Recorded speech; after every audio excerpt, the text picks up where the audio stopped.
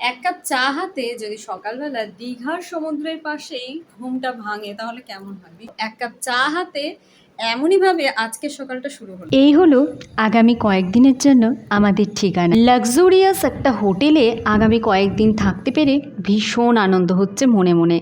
নাম বর্ষা হোটেল। অবশ্যই মন্দারমণিতে আসলে যদি ভাবো সি ফেসিং কোনো একটা রুম চাই, তাহলে কিন্তু এই হোটেলটা একবার ভিজিট করতেই পারো। ব্যালকানি, বেডরুম, যে কোনো জায়গা থেকে আনাচে কানাচে সব জায়গা থেকে শুধুমাত্র সমুদ্রকে দেখতে পাবে। রিসর্টে ঢুকেই চারিপাশটা দেখার জন্য ভীষণভাবে ব্যস্ত হয়ে পড়েছিলাম। রুমটা তো তোমাদের এখনো দেখাতেই পারলাম না। তার উপরে ওই যে চোখের সামনে দেখতে পাচ্ছি নীলচে সবুজ রঙের সুইমিং পুল। মনে হচ্ছিল কতক্ষণে দৌড়ে গিয়ে জলে ঝাঁপ দেব। আর সমুদ্রের ঢেউয়ের আওয়াজ ধেয়ে আসছে আমাদের দিকে সমুদ্রের জল। মিনি ব্লগটা কেমন লাগলো অবশ্যই কিন্তু কমেন্ট বক্সে জানি।